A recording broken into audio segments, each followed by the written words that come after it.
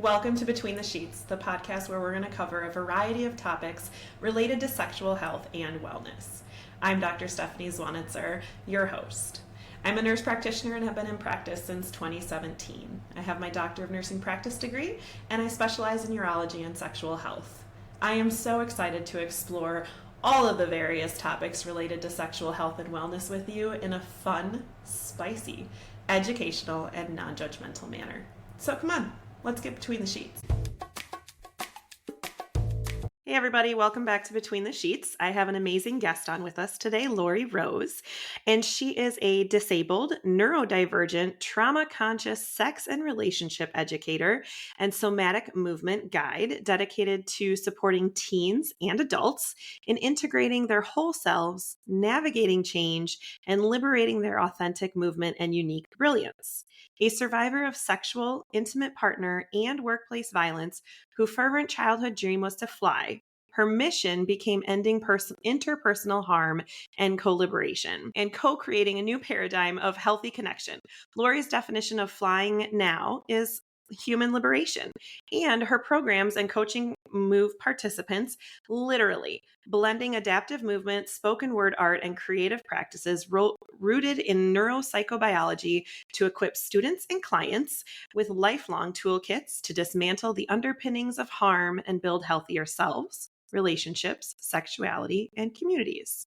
With an anti-oppression lens and a background in nonprofit leadership, Lori is passionate about breaking down silos and collaborating to grow spaces grounded in safe, dignity, and belonging. She is a graduate of the University of Michigan's Sexual Health Certificate Program, a two-time TEDx speaker, and an award-winning advocate for her work in violence prevention and building more equitable communities.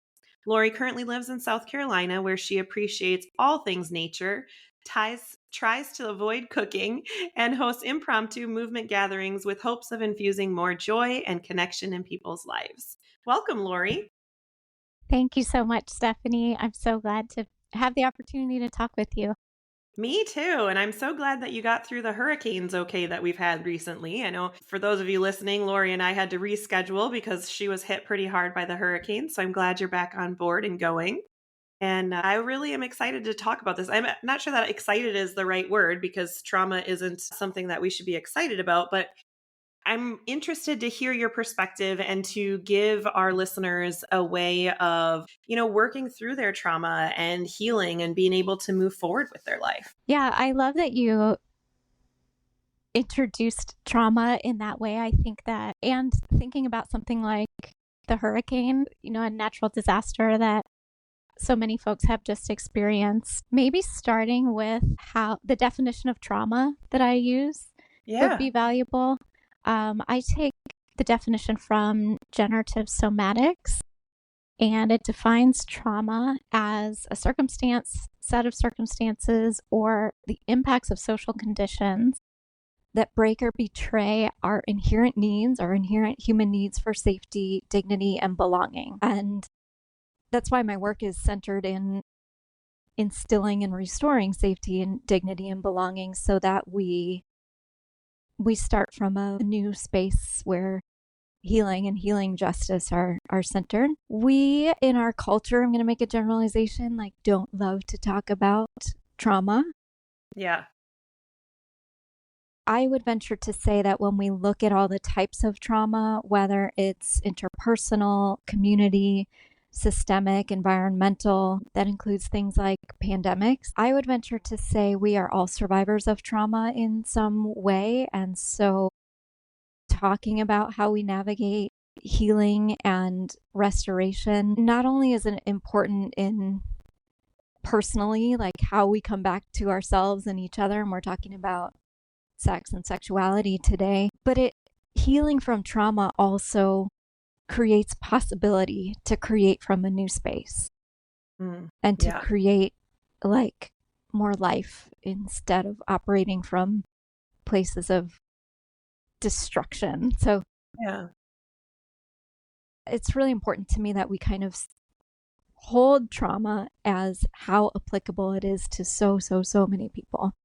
Yeah, it really is. I agree. I mean, I see patients in my urology office all the time for various forms of trauma.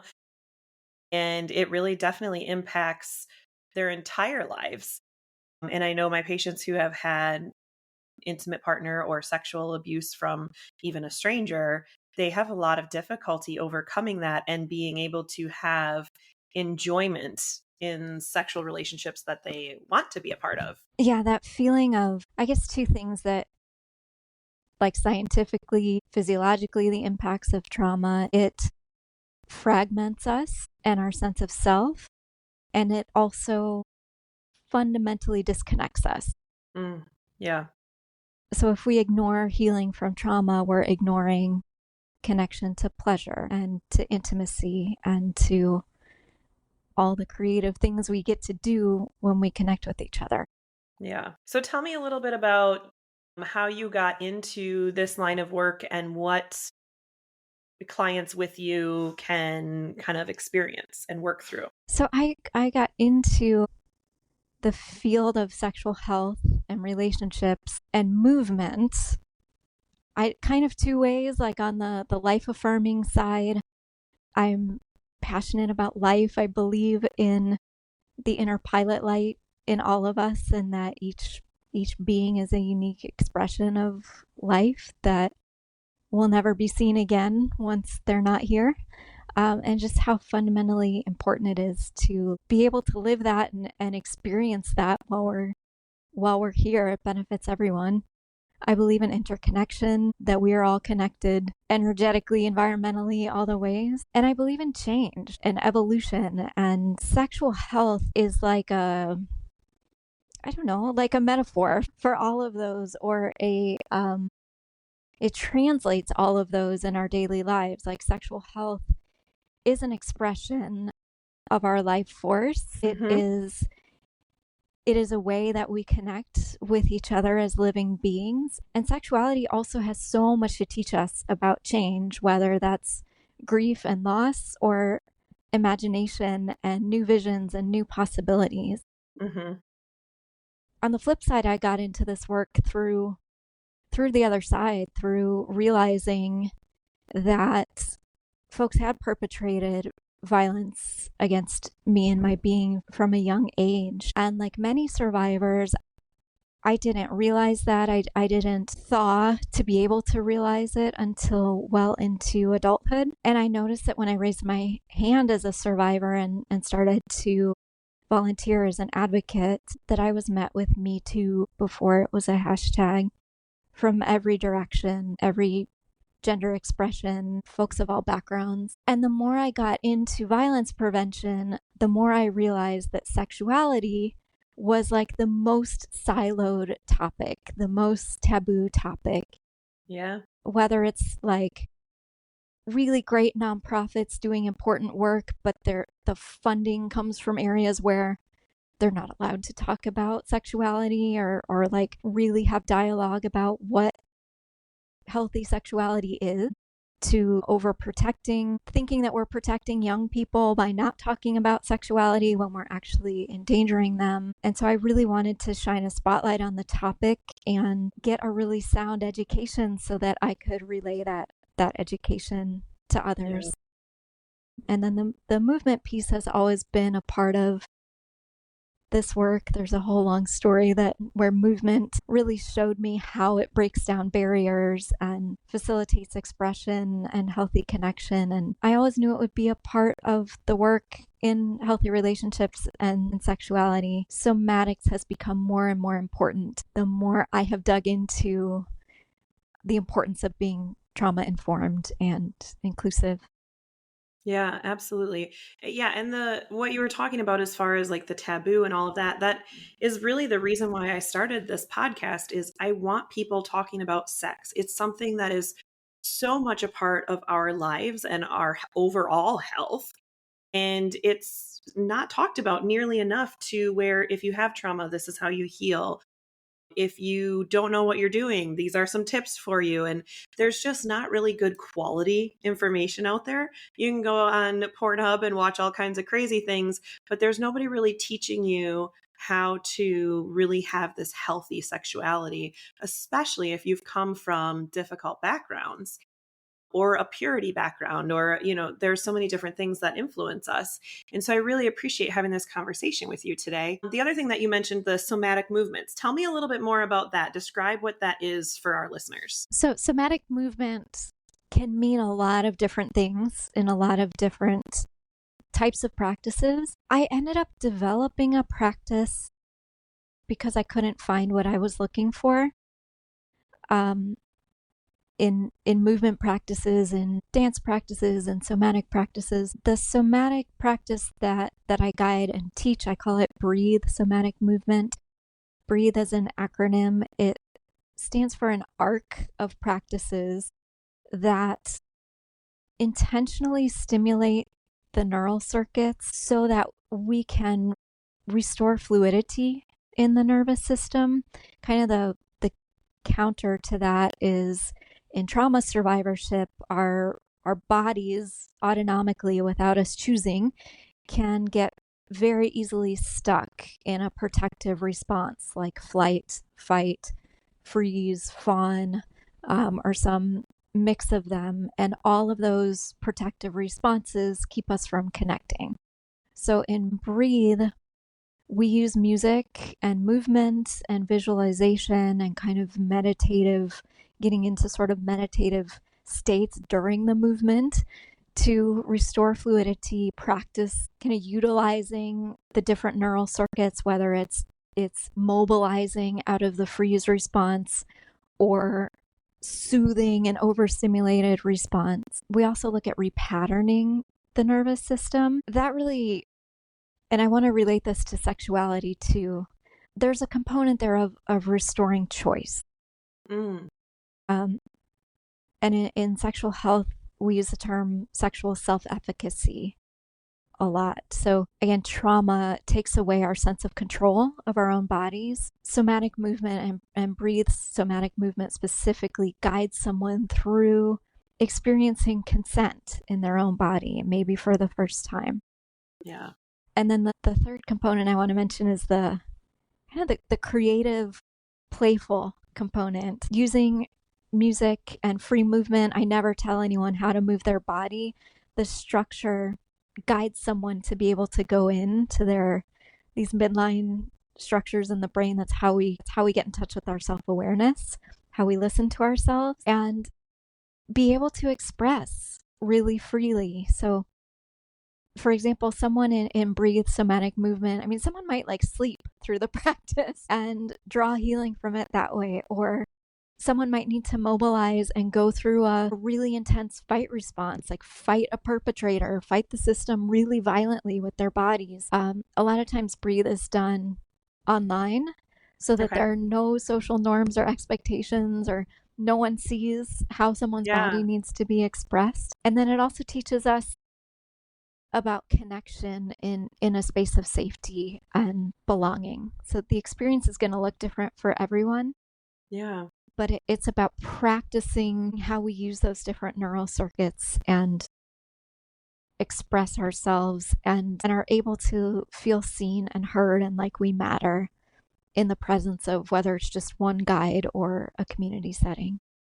I love that. That's fantastic. Do you find that people are emotional during this process? Are they releasing things during this Breathe movement class, or how do you see that kind of coming out? Yeah, people describe that in different ways. I have guided Breathe in corporate settings where a bunch of people were working remotely and they came in thinking like, oh, great, I get to move my body. And, I just want to have fun and move my body. And at the end, people said like, was I the only one crying during the practice? And it's never my intention to invoke that, but crying is one way that the nervous system regulates itself. It's one way that we mobilize and restore. Emotion can come out in so many different ways. Some people say they release grief during the practice, that they release heaviness of emotions that they might not have gotten to in talk therapy or other ways of cognitively processing emotions. And people also talk about accessing joy and play and pleasure. So it can evoke that full realm. I always have this this cosmos painting behind me. I can't see it through my chair, but the full realm of colors, the full spectrum of Yeah. emotion. Well, that's amazing. And you mentioned, was it self-efficacy? Is that what you mentioned? Sexual self-efficacy. Talk to me about that. What does that mean? What does that look like? It means it means if we boil it down, having the kind of sex that you want to have and believing that you can have the kind of sex and sexuality that's true to you, that you want to have, the relationships that you want to have. Sexual self-efficacy is a cornerstone of sexual health, not only in being able to name who we are, our identities, how we want to express ourselves, how we want to relate. It kind of overcomes a lot of the harmful stuff, the Mm, harmful gender norms that say, you have this socialization and this genitalia, something will be done to you, mm-hmm. or you're in charge of making the move if you have this type of socialization. Sexual self efficacy says, I get to be in touch with my own body and explore. Yeah. It's like consent is taught like legally, or kind of in this interesting, like legal sanitized way a lot. Right. In sexual self efficacy, I like to boil consent down to like the root consent with scent, the word feeling. The root scent means feeling or send.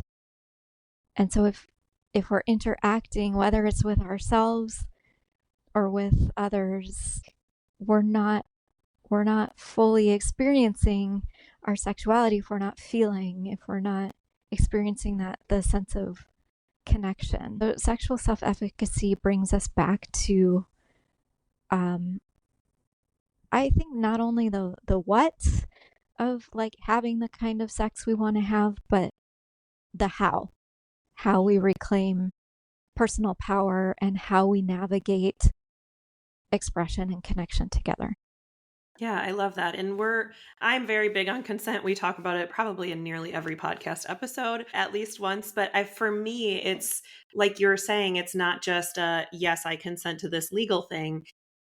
It is more of this ongoing, this feels good, let's keep doing this. And it's almost like an ongoing conversation. And even though it was good this session, next time we're together, I might stop because that's not it today. And just kind of this ability to, like you said, own what you want and how you want it and what the feelings are associated with that, and to be able to communicate that with your partner. And I think a lot of times we need that by ourselves first, and having the time with ourselves to feel the feelings and the things and the sensations and all of those things before we can even effectively communicate that to a partner. So I'm huge on that. I think that's amazing. What a great model to be a part of what you do. I love that you said that, like experiencing consent with ourselves. Hmm. I see this interesting journey in somatics and somatic movement. I think really any somatic practice and the somatic movement practice that I teach, there's no way to do it wrong.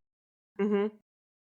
And so that means, I always say for the high achievers, that means there's no way to be good at it either. And it's right when it feels true to you.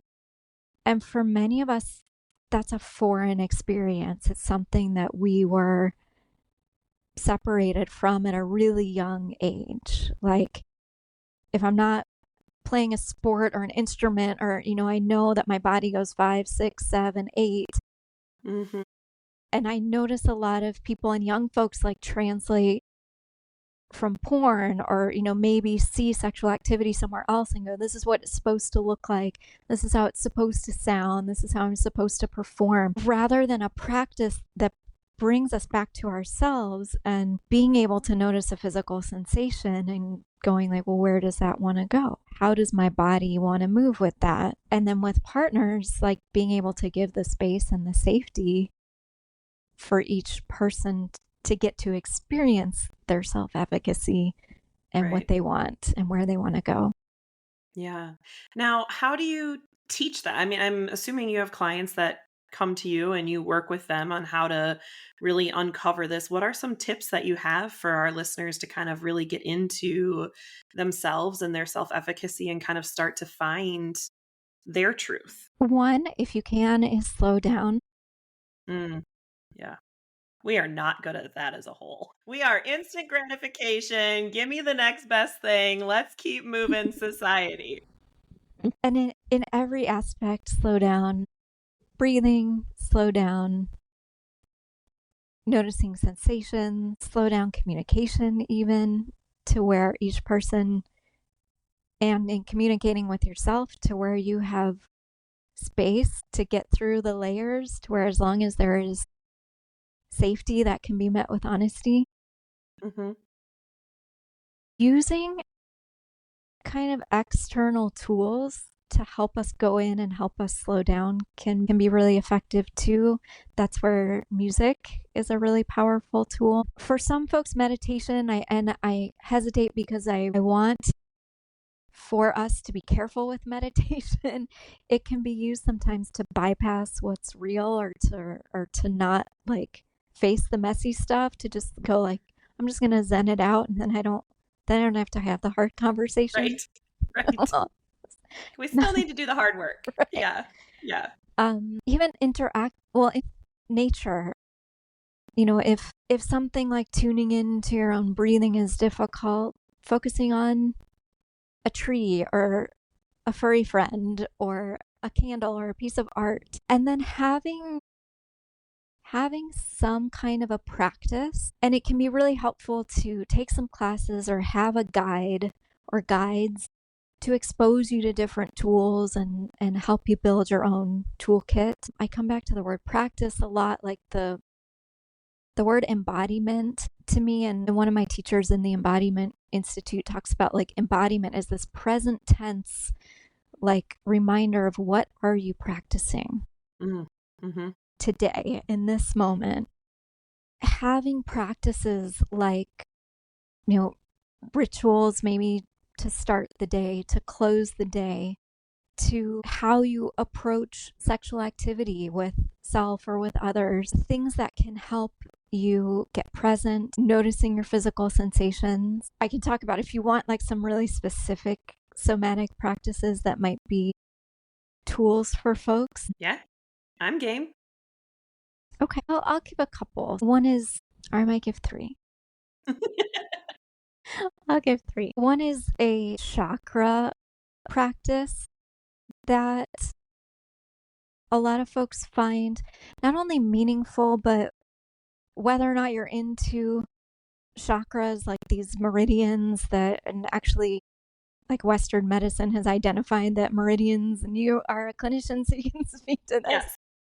These meridians like do run through our bodies, and there is concentration of energy where like organs are prominent and Yeah. connected. A chakra meditation, something as simple as stacking from in between your sitting bones, stacking up the vertebrae. So in between your sitting bones, like I go through the rainbow as I do this. Okay. So the color red symbolizing that root chakra in between the sitting bones, and then kind of experiencing or visualizing each one as a colored globe, stacking the orange on top the red, the yellow, the solar plexus, that creativity center, the green, the space between, behind our heart space, the blue or aquamarine symbolizing the voice chakra, the indigo color, that Mhm. intuition, that space in between the eyebrows, and then a white globe above the head, about 6 inches above the head, the crown chakra. And I would guide that a lot slower if we had more time and we're doing a practice. But sometimes having a visualization like that, even in the midst of intimacy or connection with another person, something to get out of your head and into your body, something to focus on so that you can check in with yourself. Yeah. And you can, if we're talking about sexual activity, you can go where you need to go. to use your imagination, to get in touch with sensations, to get in touch with wants and needs. Hmm. So sometimes something like touching a visualization can help us kind Yeah. of be a touchstone and kind of get there. I said I would mention two others. Another somatic practice is rooting down. So Okay. feeling the earth support you, feeling gravity underneath you. And there are a lot of different ways to feel or envision like roots extending from Hmm. the parts of you that meet the earth. I love using music and like rhythm and percussion Mm. to help this downward sense of Yeah. rooting and feeling like a tree, that sense of being and rising from a rooted place. Hmm. And then third one I use is condensing Mm. physically and expanding. Okay. And that one I really like, especially for folks who have noticed a lot of freeze or dissociative responses, protective trauma responses in their lives, who notice they've gone into freeze as a pattern, not only in times of trauma, but that can become generalized, like when we're stressed out, when we're tired, Yeah. a sense of freeze and not being able to move through tasks or get ourselves to bed or like do the things we need to do to operate. Expanding and contracting can be a reminder of our capacity to not get stuck. Okay. So we practice moving in those between spaces. And Makes me think of a butterfly. yes, Yeah. yeah, and how both are necessary, like wings Yeah. have to compress Yeah. in order to expand. This works really well with music too, but it can be done if I notice I'm sitting in my chair in some funky posture, like scrolling, Right. right? Can I do the smallest expansive movement and can I let myself compress, knowing that I can come back or sort of pulse or go through those in betweens Yeah. and come back to my sense of self and power that way. Yeah. I love it. It's interesting with the rooting one. That's actually one that I use. Anxiety, depression, all the good things that us women like to have. And I messaged my therapist one day while I was at work and I said, I am just not okay today. I am like going out of my mind and I just can't, I just need something to grasp almost. Like I need something to ground me really. And she emailed me back and she was like, go outside and get in the grass. Take some deep breaths. Look at all the things that are green. Look at all the things that are blue. Look at all the things that are brown. And like really focusing on that. And it gave my mind something to zone in on. It gave me the grounding of being outside with the gravity and the touching of the ground. And I felt so much better afterwards. And it was something so simple. And so now I practice that regularly, whether I'm having a good or a bad day, just to have that constant calming sensation. And I love what you were saying about the coming in and going out. And that one to me, that it's like the safety and the comfort of being in of yourself, but then knowing that you need to expand and be open to things too. That's what it makes me think of with that movement you were saying. Yeah, I love that. I love that and how you give both the importance of both, and that Yeah. parallels how the nervous system works to like the importance of the rest and digest and being able to go in yourself. Yeah. And that ties to Absolutely. sex, right? Being able to go Absolutely. in yourself and being able to open and connect and oscillate between as you need to. Right. And I think the more in touch you are with yourself throughout the day doing these activities allows you to be more in touch with yourself sexually as well. And I know that there are practices that couples can do some of these activities together to enhance that connection between the two of them, which I think that's really cool too. Yeah, for sure. Um, yeah, and that I think the one thing we've not maybe broached in talking about couples or others is the communication piece, Yeah. and the somatics facilitates a lot of inward communication and expression through the body, and then with partners and with self, but Mhm. we we get to use our words too, and it's imperative to use our words, and that's not really modeled in like movies and porn and the templates, kind of the early sexual learning that we might have, Yeah. but the words being a part of the practice as well. Yeah, and I think all of us have probably had partners that we're able to communicate with better than others. And I think for me, I mean, I can think of one partner in particular. He and I had fantastic communication, and we were very non-judgmental with each other, very open, and that probably is some of the best sex I've ever had. And it was because we were so connected and so open and honest with each other that we were able to try those things and to be at each other's best like level like that. And then I've been with other people where you don't really talk about it, or talk, they just don't want to talk about it, you just do it, right? You're just in the Mm-hmm. moment, whatever feels, well, okay, there is some of that, but the more that we kind of do the aftercare and we talk through things and whatever, then next time's going to be even better. Yeah, exactly. And if there's not a practice of dialogue, especially outside of the sexual activity, like talking about sex when you're not engaging in sex so that all of you can participate. Yeah. How do we navigate change? How do we navigate change over our lifetime if we expect to just be able to like know and figure it out in the moment? Because it's going to change. Like things are Right. going to change. Absolutely. I mean, on this podcast, we've talked about, the difference between early on in life with pregnancy, having little kids at home, Mhm. menopause and erection issues, and all these different things that can come up, stress, changing jobs, moving, all these different things that can come up throughout your life, self or with a partner. And especially with a partner, how much you have to talk through those things, the big life things, but also the continuous change in sex, because it does change what you want, what feels good, what works for you now might not work 5 years from now. Or when you're breastfeeding, you might not want your nipples touched. You might not want, and all those things. And so, yeah, the communication piece is huge. Yeah. I'm always so curious, like how we, and by we, anyone who wants to participate, might make healthy, safe communication sexier, like held up as sexy. Because like that example that you gave, like having the most fulfilling sex when you could be expressed and Yeah, safe and open. How else do we co-navigate? right.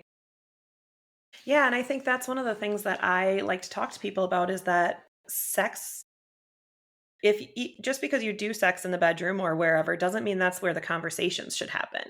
The conversations should happen outside there. It should happen in a neutral ground, because it's really difficult to talk about sex where you have sex. Like if you're the couple that only ever has sex before bed in the bedroom, and then somebody wants to bring it up, it's like now you're like putting a damper on the room that you have sex in. I like taking sex conversations outside of where you normally have sex, and a neutral ground. Go to Starbucks. Nobody listens to what you're talking about there. Have a cup of coffee and talk about things. Go for a walk. You get the nature, all the good vibes, the sun giving you some vitamin D. Have the conversation there. Nobody's listening to you while you're walking and talking. And it really frees you up to then have better time when you are ready to be intimate, if you've already had those conversations. Yeah, there But yeah, we are. definitely need to make it sexier. Yeah, I'm curious if you see this in folks that you talk with, or in the rest of your work too, like all of these kind of norms and barriers that teach us unhealthfully Mhm. that communicate, like I just want them to know what to do. Yeah. I just want them to read my body language and know what to do. But that's That's not not how real no. life works. No, I mean, as much as I'm sitting here looking at you and I can't read what's going on inside of your head, I also can't look at my partner and know exactly where and when and how they want me to touch them. And I think it's beautiful when you are in the middle of intimacy with someone and there is so much safety and trust there that you can say, touch me here, go faster, go slower. And there's no, I'm doing what, like there's just none of that. There's no judgment. There's no, you're not fulfilling me. Like, I'm just telling you how to do it a little bit better and get me exactly what I want. And I've had partners where I've like, look, I know you know how to masturbate. I know you know how to get yourself off better than anybody else can. Teach me how you want me to do it. And I will teach you what works best for me. And I think that's beautiful. I don't think that that's condescending. I don't think that that is, being bossy. I think that's so that you guys can have a really great sex life. Now, obviously, there's ways to be bossy and rude about things, but just to have that conversation in general, I think is beautiful. I agree. And it brings me back to safety, dignity, and belonging as tenets that are not just about trauma recovery, but can be about sex and affirming life and who we are, like that safety to be expressed Right. and take the journey that you want to take, the dignity to be seen, heard, felt as Yeah. the sacred being you are, and that belonging. Like, what I'm hearing in those behaviors is that you matter. Yeah. Like, you matter, your pleasure matters, your experience matters, your desires matter, and like, what can we co-create if we can share that? Yeah. I love that. Great way to wrap up an episode. So beautiful. I love it. I love it. What an interesting conversation today. And I love how much you've brought that is not within my realm. So the somatic and, the trauma. And I am fortunate enough to not have gone through much trauma in my life in regards to sexuality. And so, I love having someone else come on who can bring a different perspective than I can bring. So I just really appreciate your time, Lori, and coming on here with us. Thank you for having me. Thank you for giving Absolutely. space for the conversation and engaging in the dance of the conversation. It's beautiful. Yes, And it thanks really to your is. pup too. Yes. Yeah. For those of you listening and not watching, Milo has made several appearances today. He's very snuggly. But yeah, so I will put links to get in touch with Lori in the show notes. Is there any specific thing you want people to know about getting in touch with you? I am a person who is accessible. I'm a human. My website, therosemodel.com, has some easy ways to reach out and also some resources that are free to engage in. I have on the resources page some playlists that can be helpful for doing some of the Great. practices we talked about. I have a free, it's pop-up style, so it's here and there, but a free community co-working space called Finish Friday, that anyone can join through the website. And when we get together, we do a taste of somatic movement and co-working sprints together. So just time to be in community and work on things that folks care about, or do self-care, or just be together. And then I also provide free consultations for either one-on-one coaching and somatic work, or to learn more about the group programs that I offer as well. Awesome. Awesome. So we'll take all that down in the show notes. And thanks everybody for listening. Thank you again, Lori. And we will see you next time on Between the Sheets. Thank you. Thank you for listening and spending time with me today. You can catch new episodes of Between the Sheets every Wednesday. Because what better way to add some spice to your life than to have a new podcast on Hump Day? We will continue to explore common, uncommon, and taboo topics related to sexual health and wellness. Please send any comments, questions, or stories to podcastbetweenthesheets@gmail.com. That's all one word, podcastbetweenthesheets@gmail.com. Have a great day. And remember how important it is to discuss these topics with your friends, your family, and of course your partners. In fact, you can like, follow, and share this podcast so they can see it too. See you next time for more sexual health topics between the sheets.